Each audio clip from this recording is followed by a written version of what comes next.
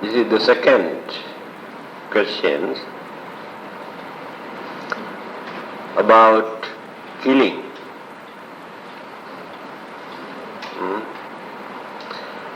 I think I have discussed and explained on many occasions the Buddhist concept or Buddhist attitude regarding this particular precept, or some others introduce this as commandment, killing.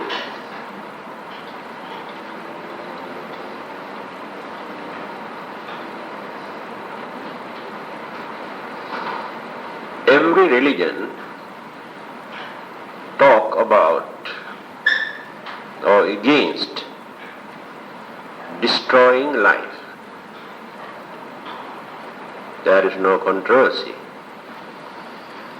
But when we analyze, we can see there are different opinions or interpretations. That is why that you are trying to learn the Buddhist concept. Before we discuss this particular precept, because this is the first precept that we observe as Panatipata Veramani Sikkhapadang Samadhiyami, abstain from destroying life.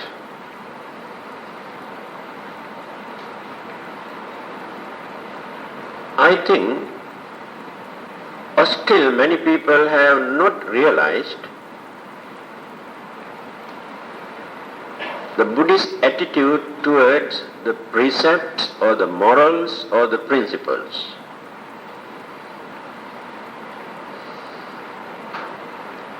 According to the Buddha or according to his teaching, all these precepts are not commandments or not religious laws. If not, they are not the commandments given by any supernatural living beings like gods. But all the other religions say something, that these are the commandments given by the God. Therefore, they try to introduce these precepts as religious laws, and they also enforce certain punishment for violating such commandments. So in Buddhism, you cannot find any religious punishment.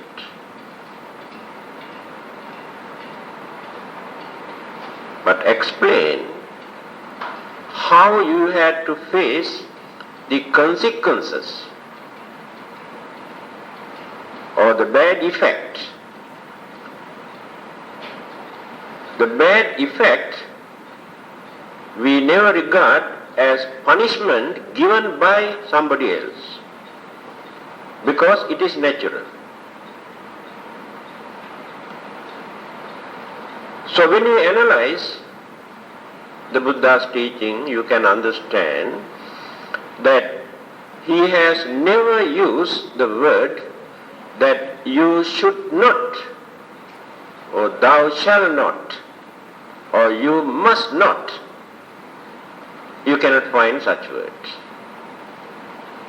Then it will become a commandment or a law. So if you can understand this, there is no ground for you to come and ask, can I do this? Can I kill? Can I drink? Can I bluff? Can I steal? Whether it is permissible for me to do this or that. You cannot ask this question. So what the Buddha says is this: I am telling you all these, or I am giving you all these advices according to my own experience, not as a message given to me by any God, or not as a theory or belief or traditions or mythologies, or not even a mere belief, according to my own experience. Then he says, when I was struggling life after life within this wheel of existence or samsara, I have committed so many bad deeds. I have done a lot of bad things. I realized how I had to suffer, how I had to pay for all the bad deeds that I have committed. That experience is more than enough for me to tell you the consequences if you also violate. Again he says, I have done so much good deeds, meritorious deeds, by rendering wonderful service to every living beings, not only towards human beings. So I can understand how I experience wonderful, peaceful, happy, prosperous, healthy, satisfactory life because of all those good deeds that I have done. These are the two things. So I am giving you this advice for you to think, for you to understand. If you also don't like to suffer, then try to keep away. Try to abstain from those bad and evil and dangerous things. And it is not necessary to explain what are those bad things and evil things and wicked things. You can understand. Again he says, still, if you cannot understand, then consider in this way. This you can see in the Dhammapada. I have repeated this more than 100 times, I think. I am going on repeating again and again. Attanang upamang kattva nahaneya naghataye. These few words you can find in that book. If you cannot understand why killing and stealing and disturbing, why all those things are bad, then consider. When others try to come and kill you, disturb you, or steal you, swindle you, how you feel? That is more than enough for you to understand why it is bad. Not necessary to depend on any God, or any philosophy, or any religion. And this is the Buddha's way of teaching. So simple, meaningful, practical. There is nothing to argue. Now here the question is, this precepts or the principles that we try to observe by considering and knowing this act of killing is bad,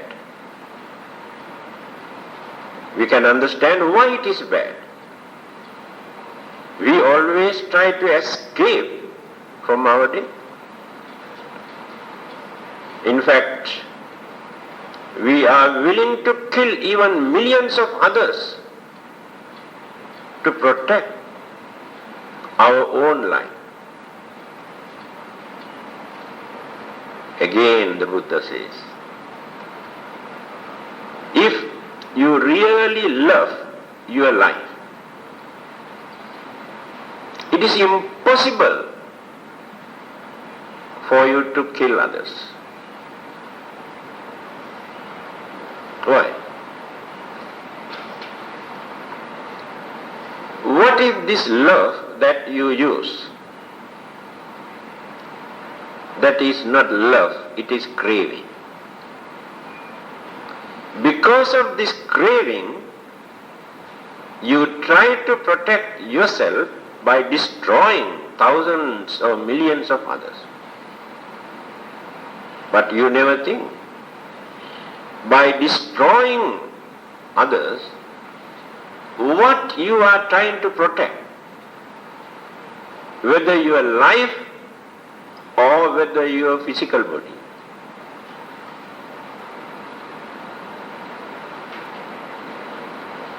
You pollute the purity of your life by creating cruelty, anger, hatred, and adapting cruel method to destroy others, thinking that you are trying to save, protect your life.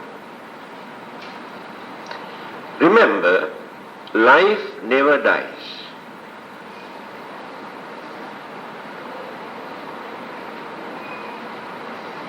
I think few weeks ago I have told you this. Life never dies. So if you try to protect your life, you cannot do that by destroying others. If you really love that life, you cannot kill others. So you try to protect this physical body, thinking that this is your life.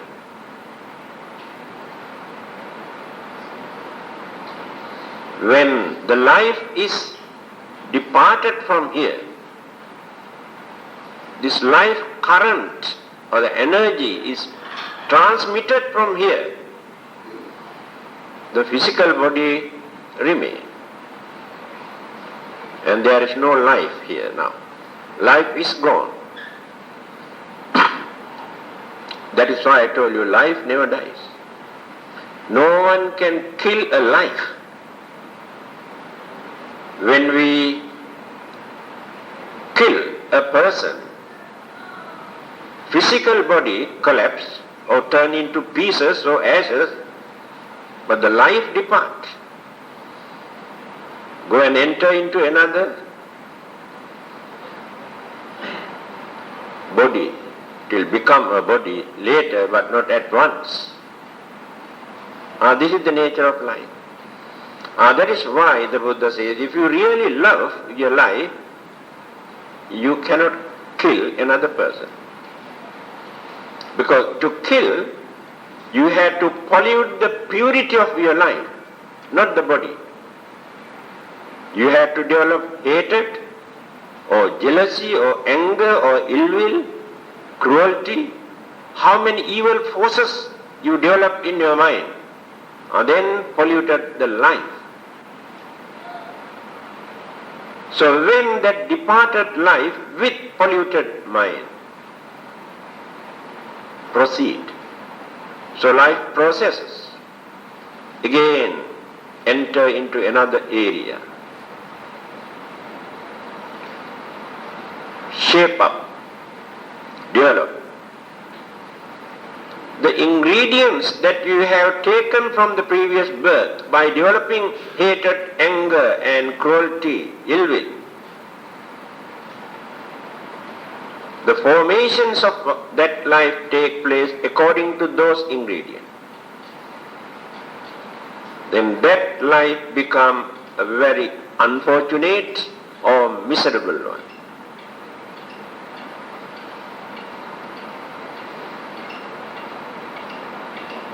I think you can understand. So it is not a law. The Buddha never said that either the Buddha or the Buddhist God or any other supernatural living beings come and punish you if you commit, if you violate any of these things. But he says, the nature of this kind of action is such. Naturally you had to face the consequences. That is called the natural occurrence. You cannot understand what this nature is. This is the thing that many people introduce as God. Natural occurrences. Again, another important aspect.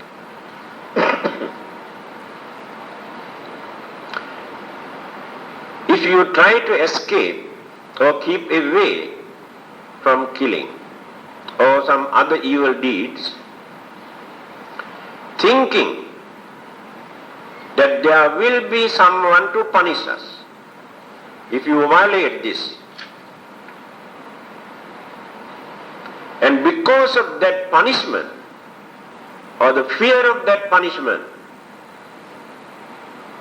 you keep away. You don't want to commit such evil deed. At that time, you never develop kindness or compassion or understanding or patience in your mind. Never. You think only about your punishment. That means selfishness. Because of your own safeguard, you stop thinking that punishment. Assume there is no such punishment. You can do any kind of dirty and wicked and dangerous thing in this world because no punishment. And this is the danger of this kind of belief.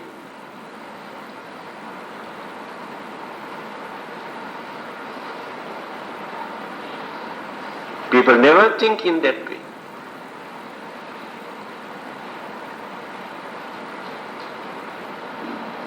Forget about your punishment. When you violate one of these precepts, such as killing, you can understand the enormous sufferings, pain, fear, disturbances that you create. And this is the way how we have to consider. If I do this, they have to suffer from pain, fear, fear of death, and various kind of suffering. Therefore, it is not advisable for me to violate this, to do this. Then your way of thinking is developing. Here you are not thinking about your punishment. It is unfair. It is wicked and cruel. Why should I create this suffering?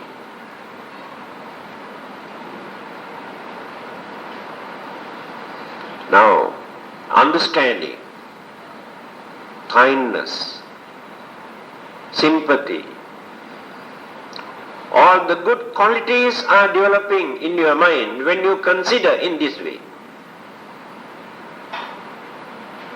If you stop all your bad deeds, thinking, oh God punish us, therefore we cannot do that, such good ideas never appear in your mind.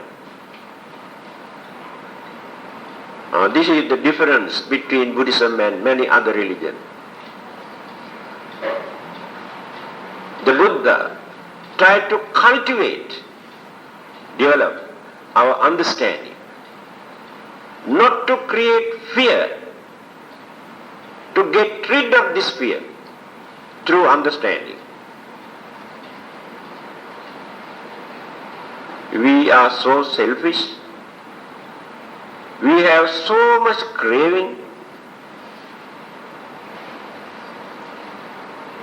and we try to commit any kind of evil deeds for our own benefit, for our own pleasure, to gain something by bluffing or swindling or killing, adapting any kind of evil deed. This is the nature of human mind.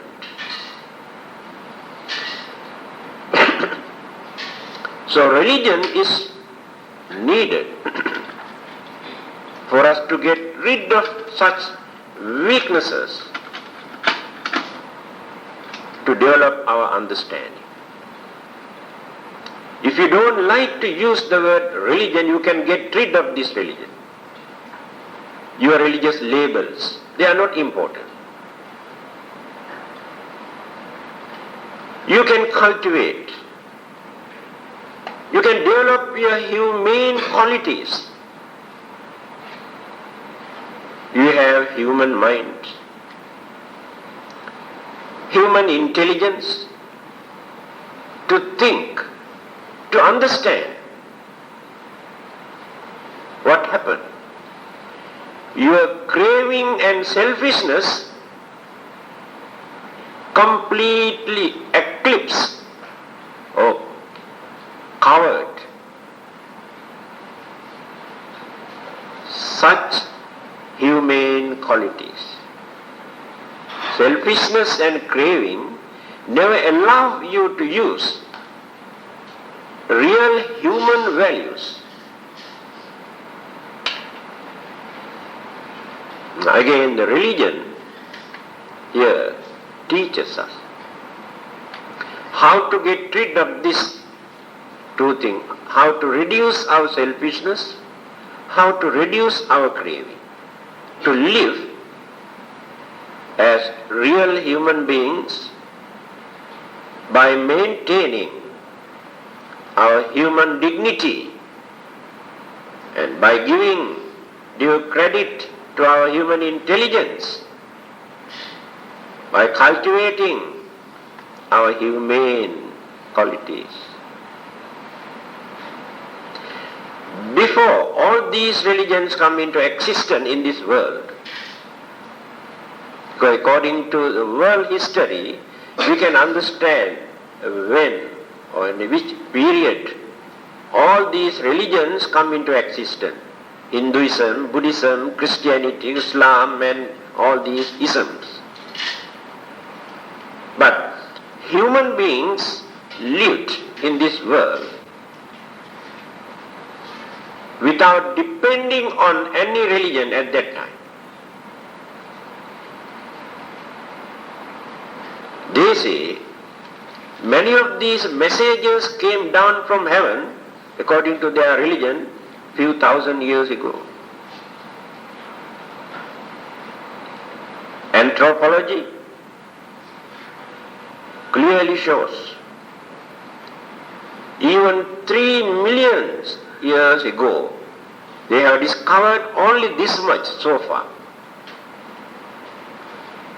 Even 3 million years ago, there were civilized human beings on this earth.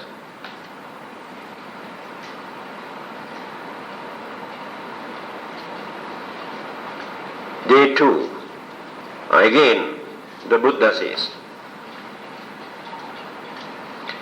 before these religions come into existence, human beings maintain two governing factors, qualities.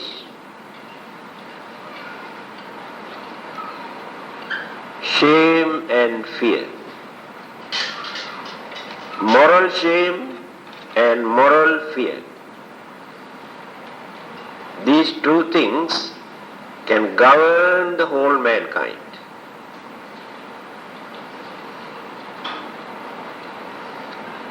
So we have different kind of dharmas.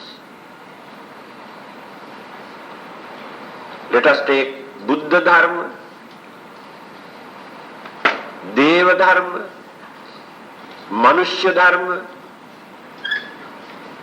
and Tirachina, animals, they also have dharma. Different kind of dharmas.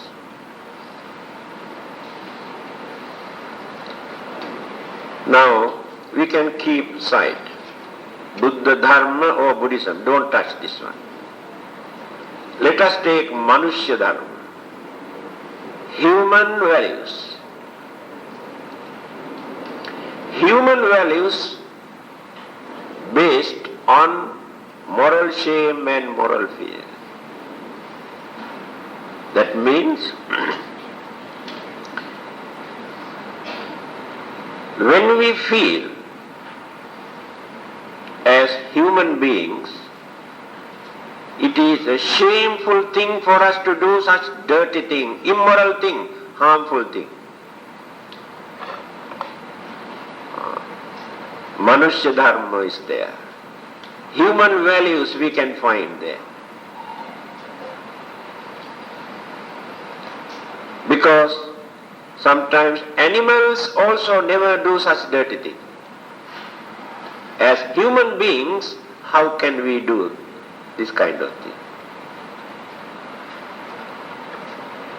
Then, moral fear. What is this fear? Fear of torturing, fear of killing, fear of disturbing. By considering that this attitude can disturb others, violate others' peace and happiness, then naturally some sort of fear appear in our mind. It is not fear of punishment. So when we develop these two things, moral shame and moral fear, we maintain Manushya Dharma, human values. No religion there, without any religion. Religion is important for us to analyze, to understand more and more deeper aspects in our life, not only these two things. These two things are based on humanism. Humanism is not higher than religion, but religion is higher than humanism. What is humanism? By considering certain things are bad, therefore we should not do that. Certain things are good, therefore we must do. That's all. They cannot go beyond that. That is humanism.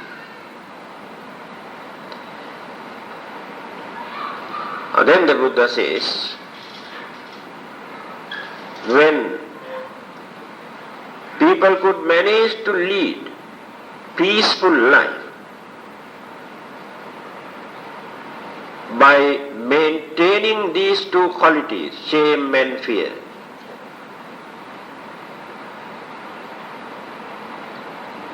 They were very happy. What is happening today? There are more than enough religions. Religions are in the marketplace today. They are selling their religion in the market, introducing just like patent medicines, by adapting all sorts of monkey tricks also. Religious competition, very unhealthy competition is going on all over the world. It has become a very big business. It is not religion, it is a business. To get more and more income, to buy more and more property, to enjoy their life more and more by using religious labor. The more they convert, the more they get very good income. It is not that they are worrying about you, they thinking that you may go to hell. It is not that they are trying to send you to heaven. Those who come and promise to send you to heaven, you cannot find out when you are going to die. You don't know where they are. They may promise, but nobody knows what will happen to you. This is the way how they try to bluff innocent people by selling religious labels. Innocent people become their victims.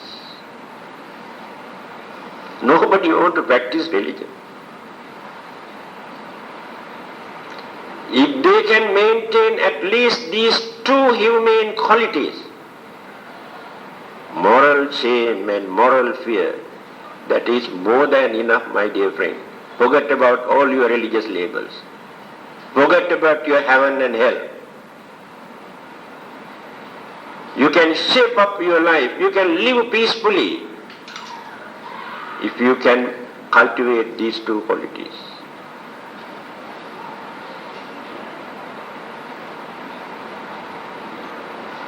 So, I had to speak these few words just to introduce the Buddhist concept or the Buddhist attitude toward these morals or principles or precepts.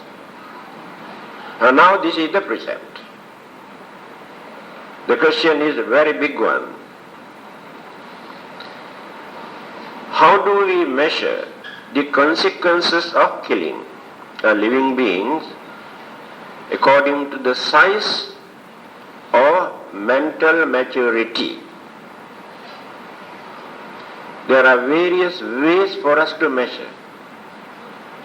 Although we say the act of killing, this we had to define, analyze and interpret in a very justifiable way, reasonable way. The Buddha has done this very well. That is why he never said that you should not kill. No, there is no such precept. Before that, you must understand the meaning of this word, living beings.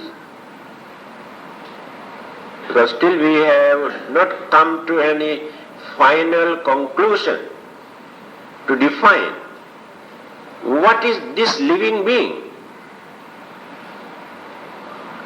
Some people say certain living things are not living beings. Some others say, other religionists say, you can kill all the other living beings, it is not sinful. You should not kill only human beings. Because religions were introduced by human beings. Therefore they say you should not kill human beings. If cow and cats and dogs can find out a religion, they also introduce thou shalt not kill a dog, thou shalt not kill a cow, because they are the one who discovered religion. What sort of justification is there?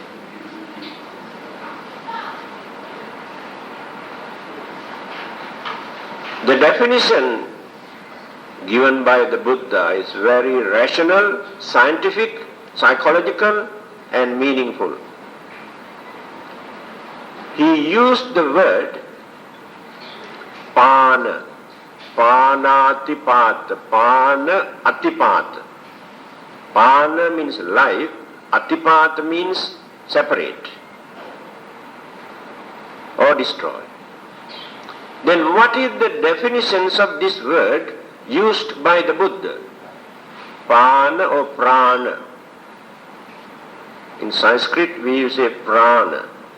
Pali word is pana. In English simply we say life.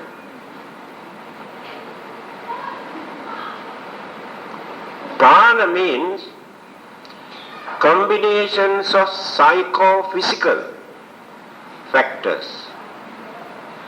Both must be there.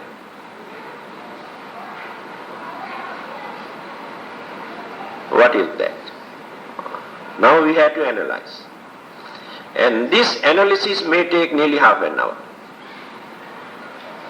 The Buddhism is so rich when we analyze. That is why we never accept anything as a theory or belief. We analyze everything. Psychophysical, in simple language, mind and matter. These two things must join together. Mind alone cannot produce a life. Matters alone cannot produce a life. These two groups must join together. Then we have to analyze what is matter and what is mind. We always talk about mind, but we do not know what it is.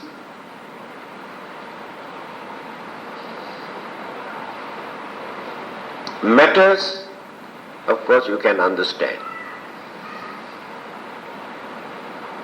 Usually we analyze into four elements.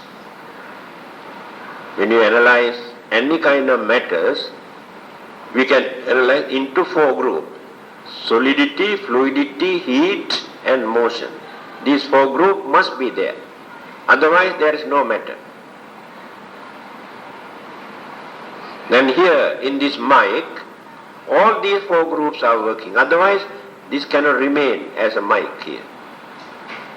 Any kind of matter in this world.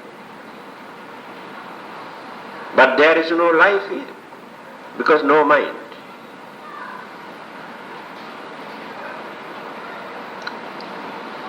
Then, what is mind? Mind is the combinations of four mental faculties. The one mental energy divided into four faculties. When these four mental faculties contribute towards each other, harmonize, function in normal way, then we can see a normal mind is functioning. Otherwise,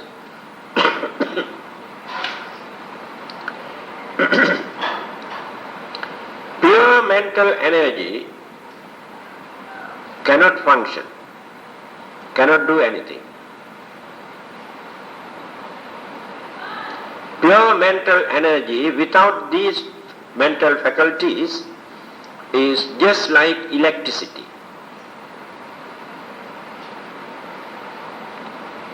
Electricity exists in this universe.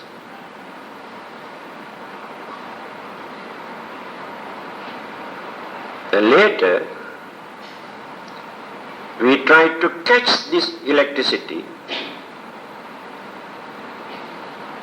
and used various gadgets. So when you use all these gadgets, we can see electricity is working. Otherwise, that pure electricity, again we analyze into electron, neutron, protons and all sort of things, we cannot see any indications. No outward manifestation. Now there you can see, now fan is working, light is working, mic is working. All these extra gadgets function through that energy. In the same manner,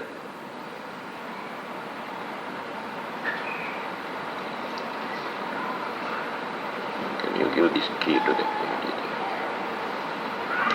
So in the same manner, when that pure mental energy combine, cooperate or join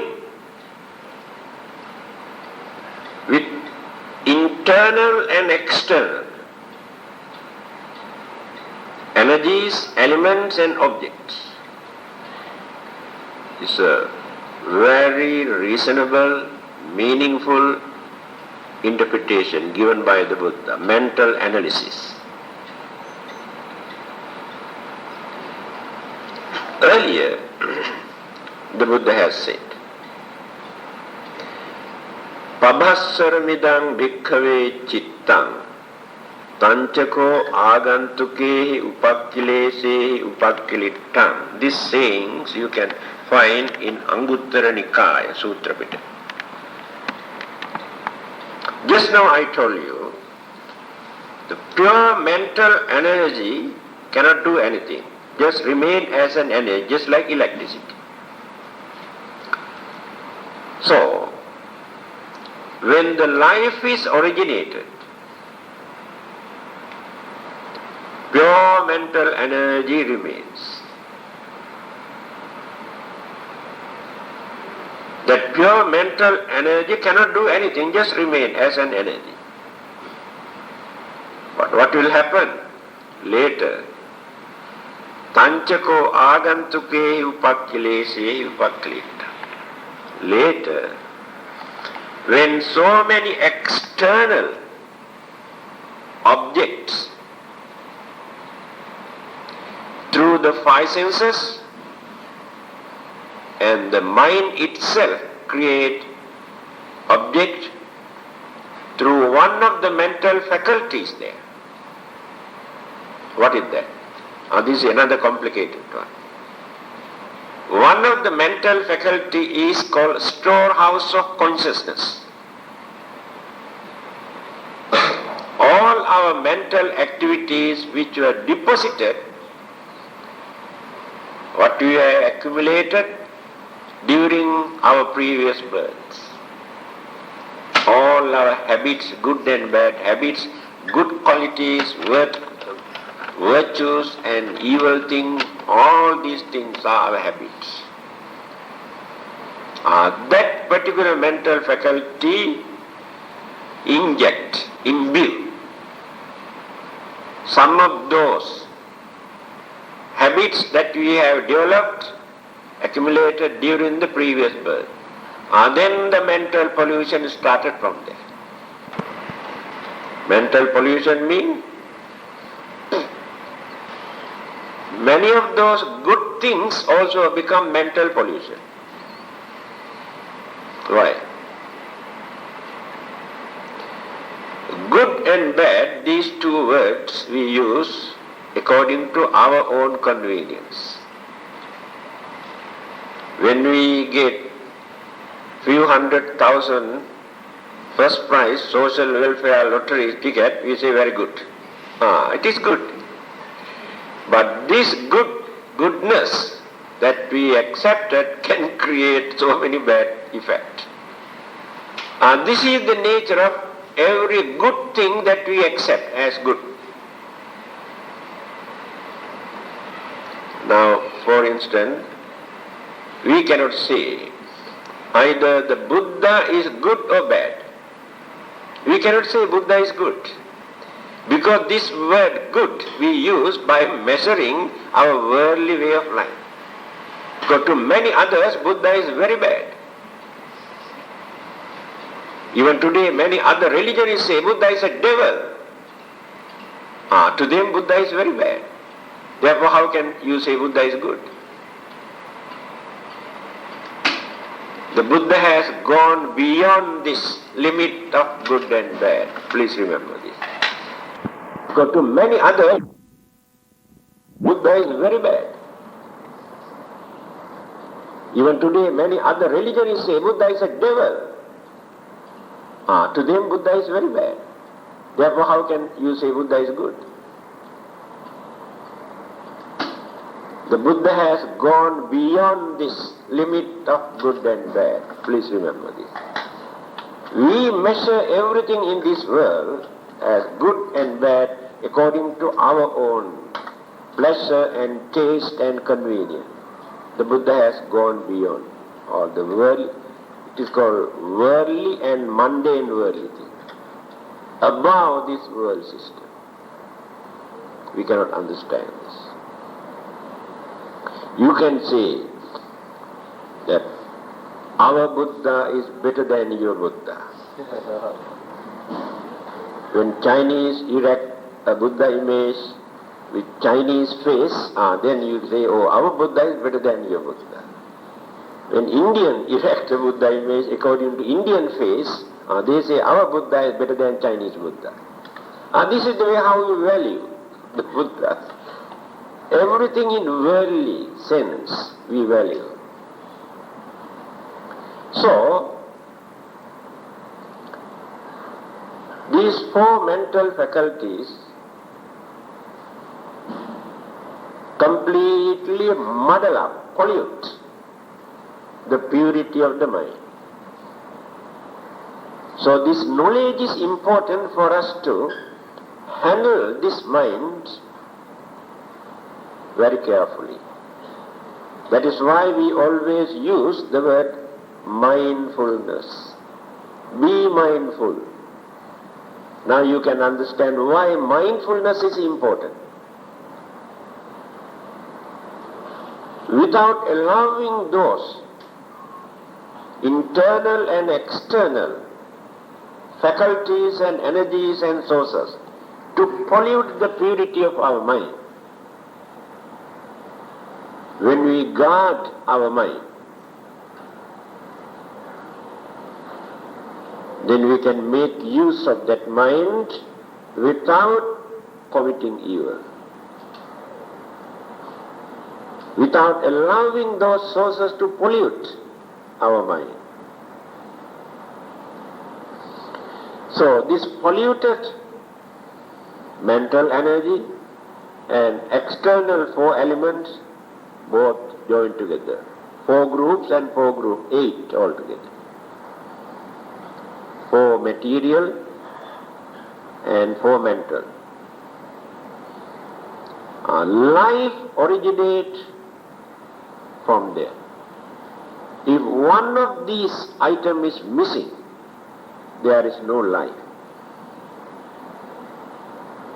So the Buddha point out only this life. But without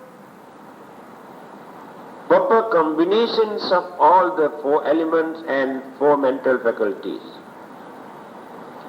there are so many other living things exist.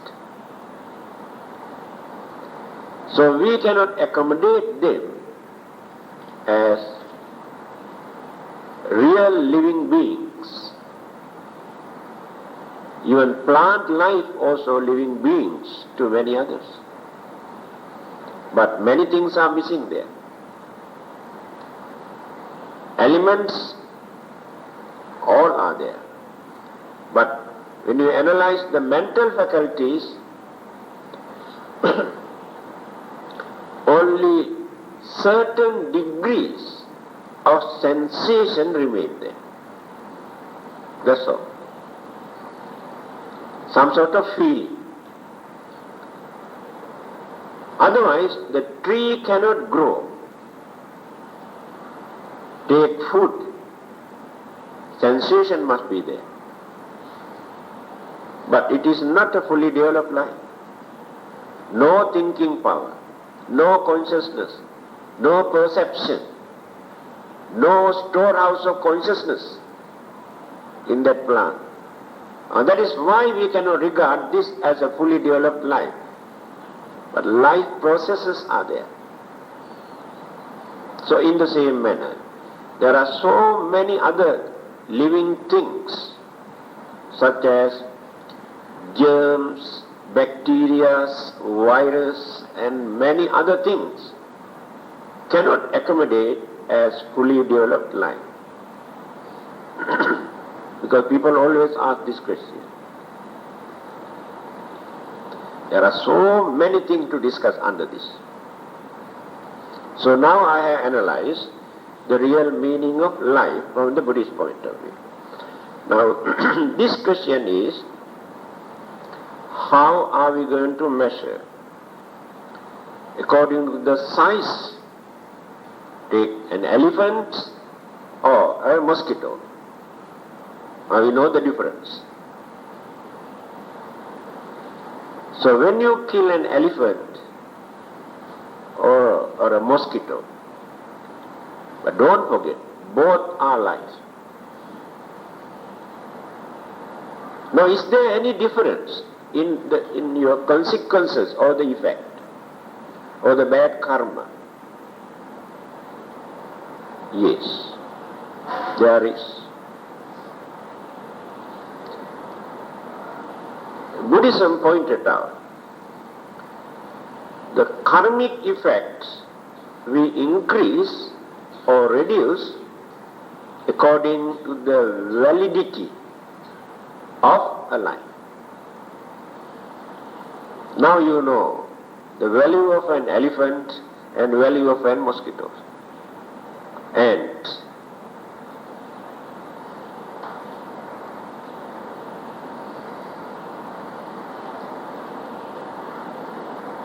different degrees. Now you kill a human being or an elephant. We can measure human life is more valuable than elephant's life. Again differ the degrees of karma. Again you kill a wicked human being. And a man who is harmless, supposed to be a virtuous man, good man. The reaction or the karmic effects again differ. The validity, when you value this bad man and the good man, harmless man. Again you kill a man who can render valuable service to others, and another one a useless man or stupid man. Karmic effects again differ. Again you kill a holy man, perfect, like Arahantas, an ordinary man, also harmless. Again, the reactions differ. The holiness, perfection, their wisdom are far superior to that ordinary man. The reactions differ. So according to the size and the validity, another way, living beings who can exist, say a few hundred years, longevity, lifespan differ. A mosquito may live 1 or 2 weeks. Some people say frogs, turtles, Certain reptiles can live 200-300 years.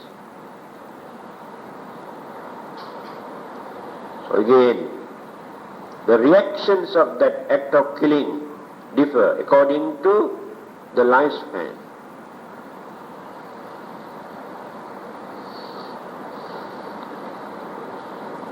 But we cannot say all these living beings are the same. Life is life. Killing is killing. So the reaction must be the same. No. This is the way how we have to analyze. Now let us take another.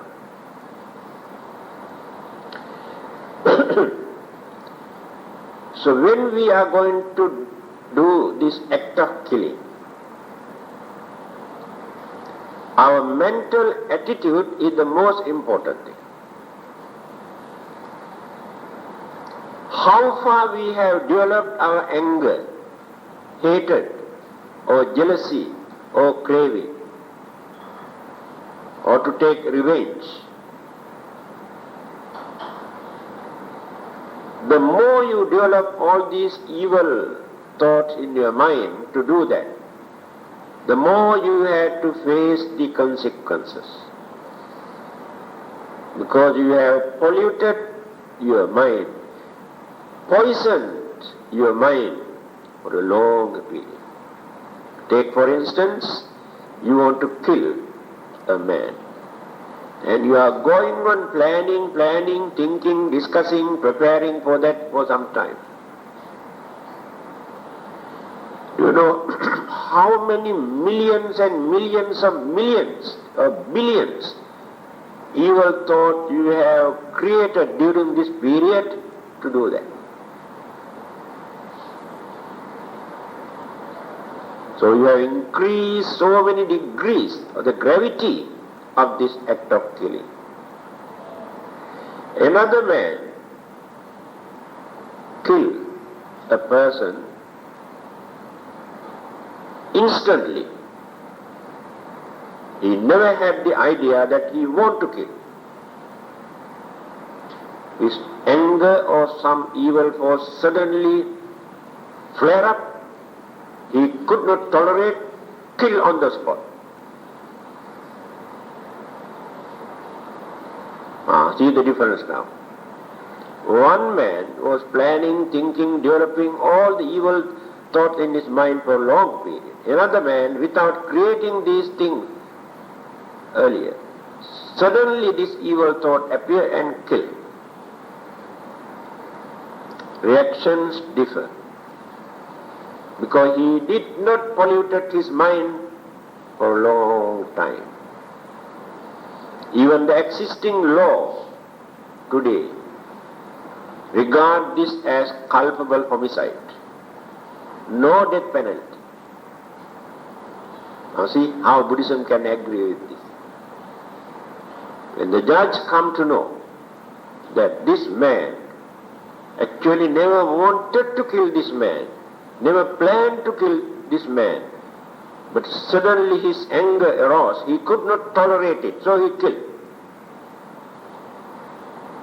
He will be free from death penalty, maybe life imprisonment. Now this is the law. Then, motive. What is our motive? Or why we want to kill? Another definition. We kill when we could not tolerate our hatred or anger or jealousy. We kill when our craving is very strong in our mind, either for our protection or to take something. Craving is behind. We kill due to suspicion. We suspect that this person or this animal is harmful, dangerous, can kill us. Because of that suspicion, we kill. Now see the different mental attitude now. We kill for fun. Many people do this as their hobby, fishing or games or hunting animals. They enjoy for fun. Another mental attitude. Again we kill to protect others, not for our own benefit, not even for our own protection, by thinking either this person or this animal is very dangerous, can kill many others. Therefore, to protect others, I kill. If there is any bad effect, I am responsible for that. I have courage to face the consequences, but I want to protect all the others. Such people we can regard as heroes.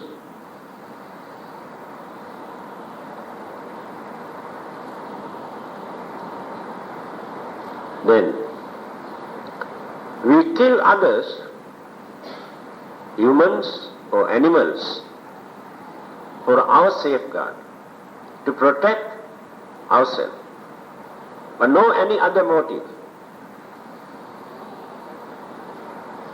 Now see, so many channels now, how our minds work in that act of killing.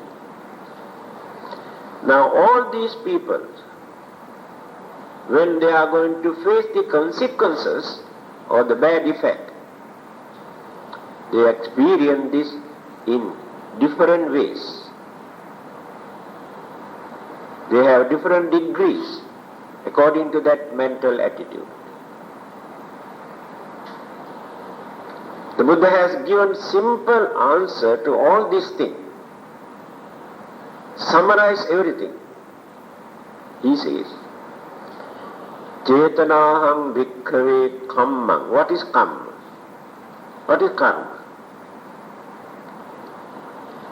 When we think to do something, either good deeds or bad deeds, that thought itself cannot become either good karma or bad karma. That thinking become thought. This thought we nurture and develop in our mind, either good one or bad one. Then go on thinking. When we go on thinking, so many other mental faculties also come and join with our thoughts. Some are good, some are bad. So when all these mental energies are ready, some sort of vibration take place in our physical body. Then our hand also goes up. A vibration. All these things created by the mind. Now we raise our hand to kill. If not gun, if not knife. But still we have not done the job. All these things are known as Chetana, mental vibration. After that we kill. Right.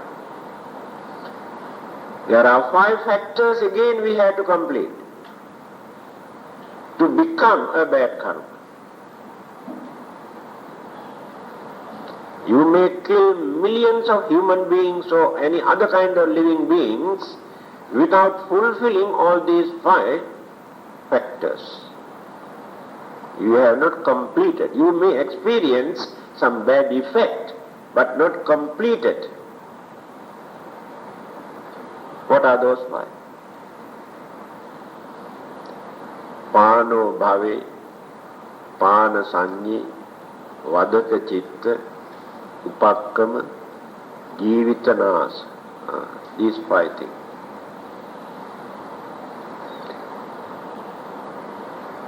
First thing, there must be another living being. If there is no another living being in this world, you are the only person in this world, can you fulfill this act of killing? There must be another living being. That is the first thing. Second thing, Pana Sanyi.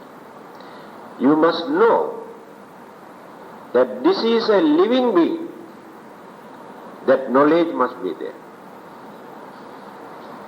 You must know that this is not a dead body.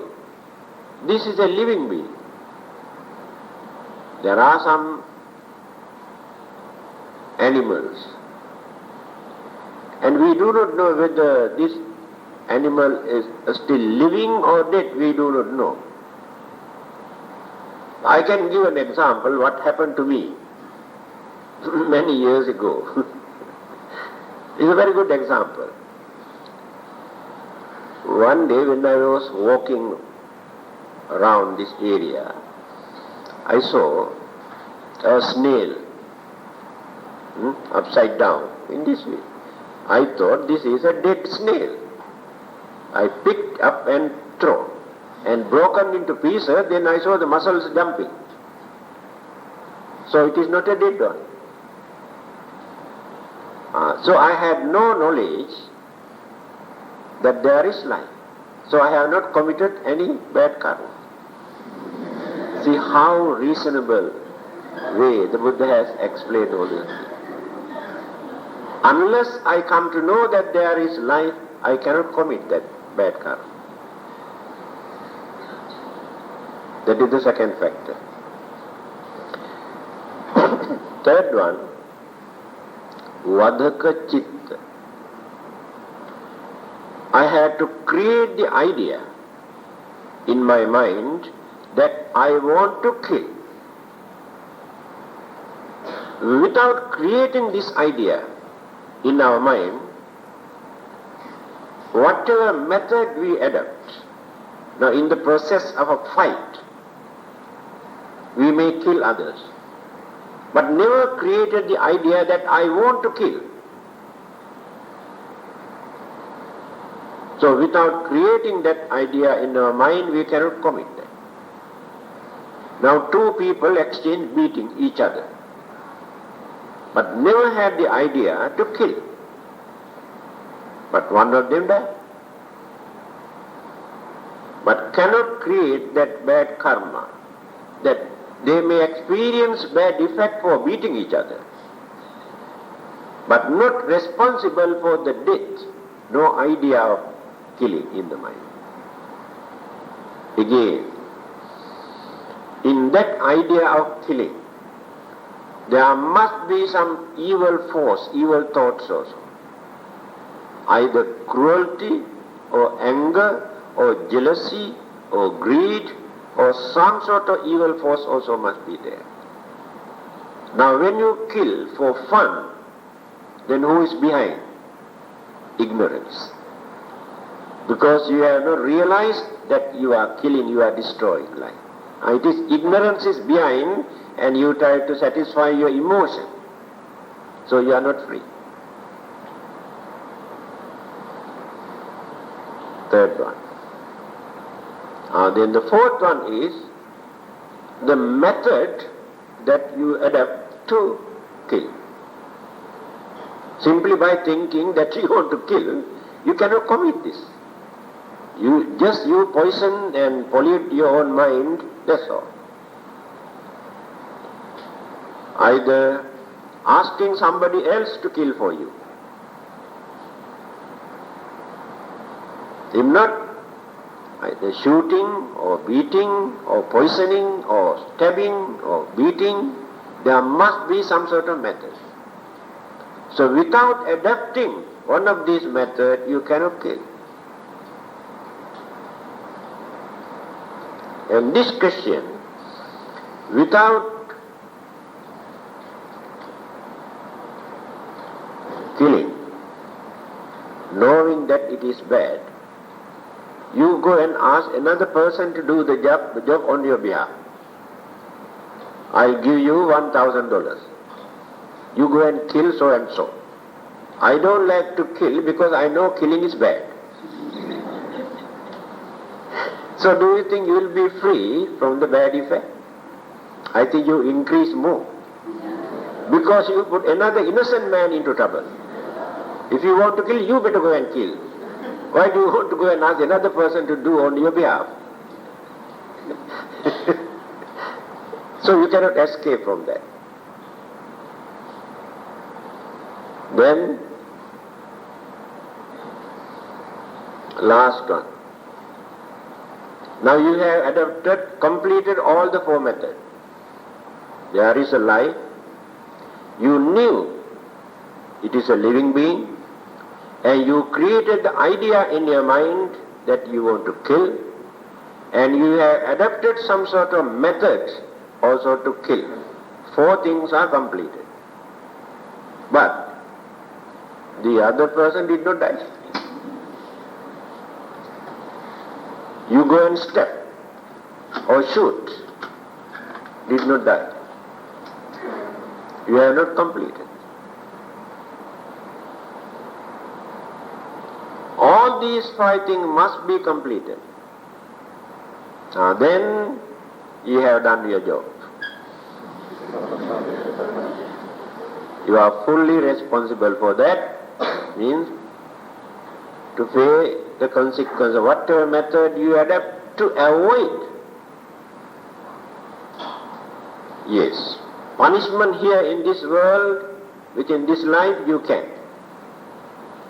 Bribery, corruptions, using force and power and money, spending millions of dollars, yes, you can escape. And you think you are safe, you escape already.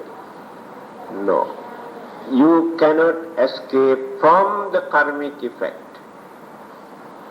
You can prolong, you can postpone the effect by adopting some sort of cunningness or intelligence or money. That is why innocent people suddenly get into trouble or face untimely death. We know they are innocent.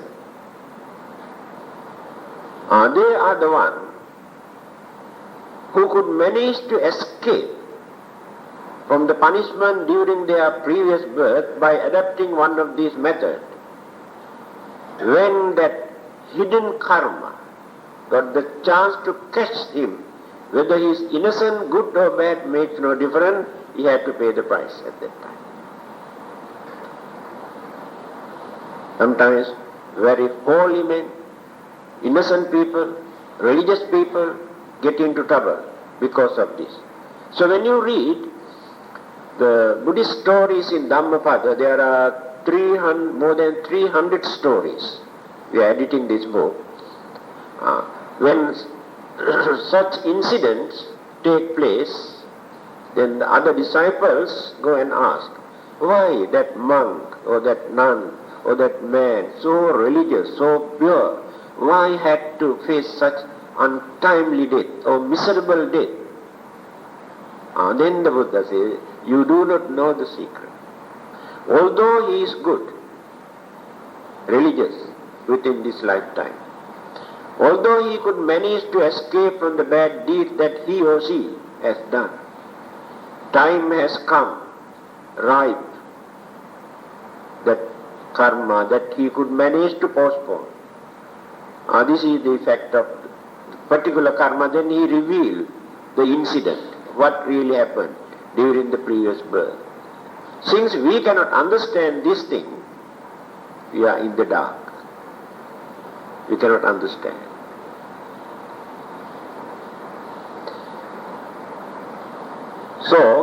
Then, still this is not very clear. So I have mentioned all the 5 factors. When all these 5 factors are completed, the bad karma that we have committed become very strong, very dynamic karma and difficult to topple or overcome by using another karmic forces. You understand the point now? Now if we have stopped this by fulfilling only 4 things or 3 things without completing all the 5 things, 5 factors, the karma that we have accumulated earlier are not that dynamic or strong, can be changeable, toppled, overcome by using some other karmic forces. And the good karma is also like this. This is called karma patha. Patha means path. We got into that path, that means to pay the price for that. But the other karmas are not belong to that karma patha, karma path. But those karmas are floating here and there. When other good karmas are not strong, then this karma can catch and attack. Just like our physical body. When the resistant power is weak, little bit of virus, bacteria, germs enter into our body, can create all sorts of sicknesses. If the resistant power is very strong, these bacteria have no chance to create, because inside our battalion fight with these germs. Exactly like this. See how systematically, reasonable way the Buddha has explained. I have not completed even 5% of this precept today. So many things for us to discuss, this act of killing. Because there are many questions that people come and ask. What about mosquitoes and ants and white ants and rats and cockroaches and this and that? How can we live without killing them? So I did not answer. So what to do now? 9:30. Still we have not started killing mosquitoes. So we'll continue. What to do? We can let the bad karma not to catch up. What is that? How to avoid bad karma catching up? What to do to avoid or to not to avoid bad karma coming. So that bad karma will not be catch up. It depends on the accumulated good and bad karmas during our lifetime. So we have to discuss about karma. Unless you understand the nature of karmas, different kind of karmas, you cannot understand. There are 11 kinds of karmas, what we accumulate during our lifetime. And one is called veti, heavy karma. So other karmas cannot overcome. And one is called very, very weak, floating, changeable.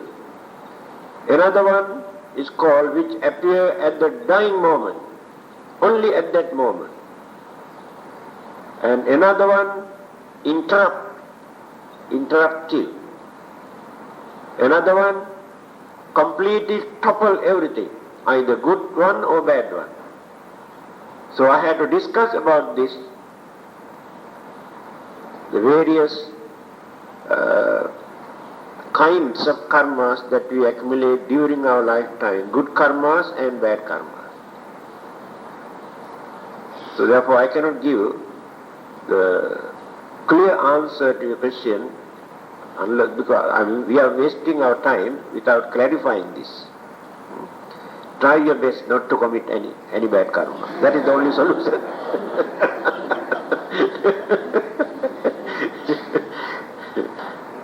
Okay. Akasattha බුම්මත්තා දේවානාගා මහිද්దికා පුඤ්ඤන්තං අනුමෝදිත්වා චිරං රක්ඛන්තු ලෝක සාසනං ජීවෝ වස්සතු කාලේන සස්ස සම්පත්ති ච පීතෝ භවතු ලෝකෝ ච රාජා භවතු ධම්මිකෝ ඉදං මේ ඥාතිනං හෝතු සුඛිතා හොන්තු ඥාතයෝ ඉමිනා පුඤ්ඤ කම්මේන මාමේ බාල සමාගමෝ සතං සමාගමෝ හෝතු යාව නිබ්බාන පත්තියා